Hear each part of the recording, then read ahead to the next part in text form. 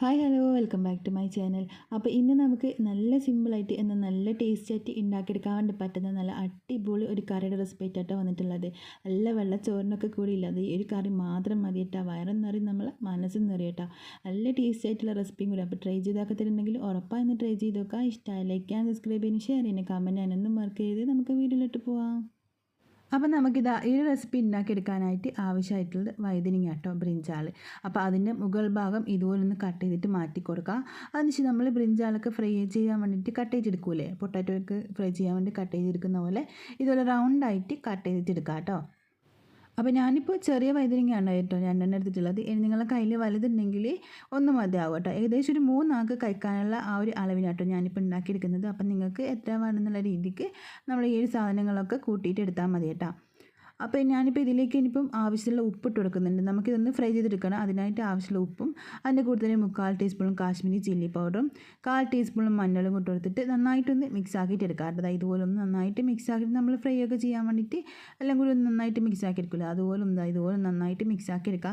വേണമെന്നുണ്ടെങ്കിൽ മാത്രം ഒരു അല്പം വെള്ളം കൂടി ഇതിലേക്ക് ആക്കി കൊടുത്തിട്ട് ഒന്നുകൂടി നന്നായിട്ട് മിക്സ് ആക്കിയിട്ട് എടുക്കാം കേട്ടോ. ഇപ്പോൾ ഇതാ നമ്മളിതെല്ലാം കൂടി നന്നായിട്ട് മിക്സ് ആക്കി എടുത്തിട്ടുണ്ട്.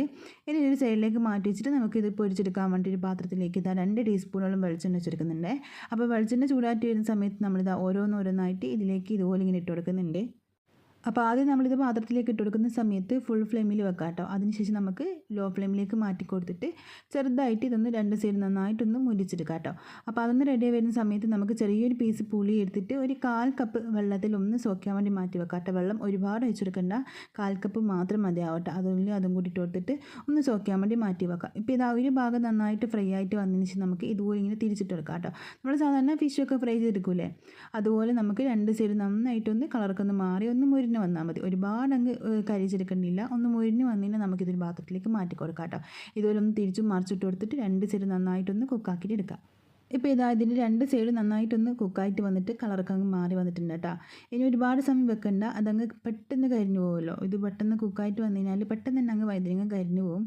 അതുകൊണ്ട് ഇതാ ഇതുപോലെ ഒന്ന് കളറൊക്കെ ഒന്ന് മാറി വന്നതിന് ശേഷം നമുക്കിതാ പാത്രത്തിൽ ഇത് മാറ്റി കൊടുക്കാം കേട്ടോ. അപ്പോൾ ഇനി നമുക്കിതാ ഇതെല്ലാം എടുത്ത് മാറ്റിയതിന് ശേഷം ഇതേ പാത്രത്തിലേക്ക് തന്നെ ഒരു 1/2 ടീസ്പൂണോളം വെളിച്ചെണ്ണ വെച്ചെടുക്കാം കേട്ടോ. ഇനി നിങ്ങൾക്ക് ഒരുപാട് എണ്ണയൊന്നും ഇതുണ്ടാക്കാൻ വേണ്ടി വേണ്ടെന്നുണ്ടെങ്കിൽ നമുക്ക് ഈ ഒരു സമയത്ത് ഒഴിക്കുന്ന ഈ ഒരു എണ്ണ അങ്ങ് മാറ്റാം കേട്ടോ. ഒഴിക്കാതെ തന്നെ നമുക്കിതൊന്ന് നന്നായിട്ടൊന്ന് വാർത്തെടുത്താൽ മതി ഇതിലേക്ക് ഇട്ട് കൊടുത്തിട്ട്. അതല്ലാന്നുണ്ടെങ്കിൽ ഒരു 1/2 ടീസ്പൂണോളം വെളിച്ചെണ്ണയും കൂടി ഇതിലേക്ക് ഒഴിച്ച് കൊടുത്തിട്ട് ആദ്യം തന്നെ ഞാനിപ്പോൾ ഇതിലേക്ക് ഒരു മീഡിയം സൈസുള്ള സവാള ഇട്ട് കൊടുത്തിട്ടുണ്ട്. ഒരു 5 6 വെളുത്തുള്ളി ഇട്ട് കൊടുക്കാം കേട്ടോ. അതിന് കൂടുതൽ തന്നെ നമ്മളെ എരിവിനനുസരിച്ചിട്ടുള്ള വറ്റൽമുളക് 1 2 3, അല്ലെങ്കിൽ നമുക്ക് നല്ല എരിവ് വേണമെന്നുണ്ടെങ്കിൽ ഒരു 4 എണ്ണമൊക്കെ ഇട്ട് കൊടുക്കാം കേട്ടോ. അപ്പോൾ ഞാനിപ്പോൾ ഇതിലേക്ക് ഇപ്പം 4 എണ്ണം ഇട്ട് കൊടുത്തിട്ടുണ്ട്. ഇത് നന്നായിട്ട് ഇതുപോലെ ഇങ്ങനെ മിക്സ് ആക്കി എടുക്കാം കേട്ടോ. വഴറ്റി എടുത്തിട്ട് അതിൻ്റെ കളറൊന്ന് മാറി വരണം. നന്നായിട്ടൊന്ന് കളറൊന്ന് മാറി നല്ലൊരു ബ്രൗൺ കളറായിട്ട് വരുന്ന ആ ഒരു സമയത്ത് നമുക്ക് ഫ്ലെയിം അങ്ങ് ഓഫാക്കി കൊടുക്കാം.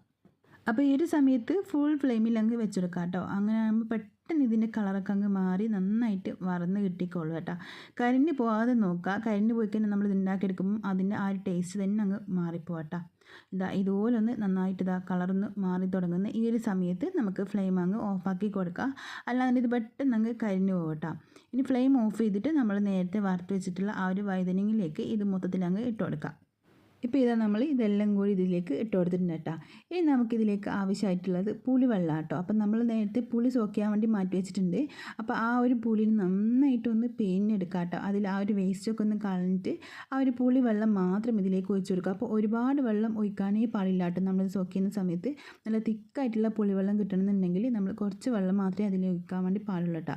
എന്നിട്ട് നന്നായിട്ട് അത് പിഴിഞ്ഞെടുത്തിട്ട് ഇതുപോലെയുള്ള പുളിവെള്ളം ഇതിലേക്ക് ഒഴിച്ച് കൊടുക്കുക. നല്ല ലൂസായിട്ടുള്ളത് ഒഴിച്ച് കഴിഞ്ഞാൽ ഇത് മൊത്തത്തിൽ അങ്ങ് വെള്ളം പോലെ ആയിപ്പോട്ടെ. അതിന് നല്ല തിക്കായിട്ടുള്ള പുളിവെള്ളം തന്നെ ഇതിലേക്ക് ഒഴിച്ചെടുക്കുക.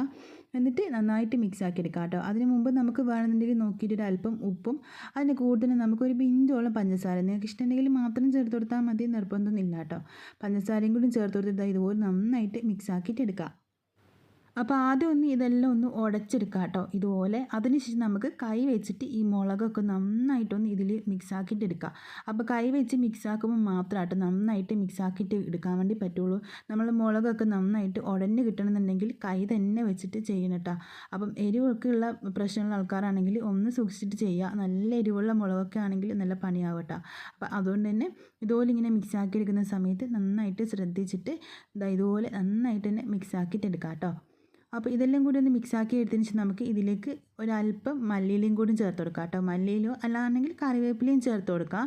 അപ്പം വേണമെന്നുണ്ടെങ്കിൽ നമ്മൾ നേരത്തെ ഈ ഒരു സവാളയൊക്കെ വറുത്തെടുക്കുന്ന ആ ഒരു സമയത്ത് തന്നെ കറിവേപ്പില ഇട്ടിട്ട് ഒന്ന് ചൂടാക്കിയിട്ട് എടുത്തിട്ട് ഇതിലേക്ക് ഇട്ട് കൊടുത്താൽ മതി കേട്ടോ. അല്ലാന്നുണ്ടെങ്കിൽ ഇതുപോലെ കുറച്ച് മല്ലിയിലയും കൂടി ഇതിലേക്ക് ഇട്ട് കൊടുത്തിട്ട് കൈ വെച്ച് നന്നായിട്ട് മിക്സ് ആക്കിയിട്ട് എടുക്കാം. അപ്പോൾ ഈ ഒരു സമയത്ത് തന്നെ ഇതിലേക്ക് ഉപ്പൊക്കെ ഉണ്ടോ എന്ന് ചെക്ക് ചെയ്യാം കേട്ടോ. എന്നിട്ട് വേണമെന്നുണ്ടെങ്കിൽ നമുക്ക് വീണ്ടും ചേർത്ത് കൊടുക്കാം. അപ്പോൾ നമ്മൾ നേരത്തെ ഫ്രൈ ചെയ്യുന്ന സമയത്തും കുറച്ച് ഉപ്പ് ചേർത്തിട്ടുണ്ട്. ഇതൊക്കെ മിക്സ് ആക്കി എടുക്കുന്ന ആ ഒരു സമയത്ത് നമ്മൾ ഇതിലേക്ക് ഉപ്പ് ചേർത്തിട്ടുണ്ട്. അപ്പോൾ നോക്കിയിട്ട് വേണമെന്നുണ്ടെങ്കിൽ ചേർത്ത് കൊടുത്താൽ മതി കേട്ടോ. അപ്പോൾ നമ്മൾ അടിപൊളിയായിട്ടുള്ള സിമ്പിളായിട്ടുള്ള റെസിപ്പി റെഡി ആയിട്ടുണ്ട് കേട്ടോ. ചോറിൻ്റെ കൂടെ മാത്രമൊന്നുമില്ല, നമുക്കിത് ചപ്പാത്തിയുടെയും ദോശയുടെ ഒക്കെ കൂടെ കഴിക്കാൻ വേണ്ടി പറ്റും നല്ല സിമ്പിളായിട്ടുള്ള റെസിപ്പി കേട്ടോ. അപ്പോൾ ഈ റെസിപ്പി നിങ്ങൾക്ക് ഇഷ്ടമായാൽ ഉറപ്പായും ലൈക്ക് ചെയ്യാനും സബ്സ്ക്രൈബ് ചെയ്യാനും ഷെയർ ചെയ്യാനും കമൻറ്റ് ചെയ്യാനൊന്നും മറക്കരുത്. അപ്പോൾ നമുക്ക് മറ്റൊരു പിന്നെ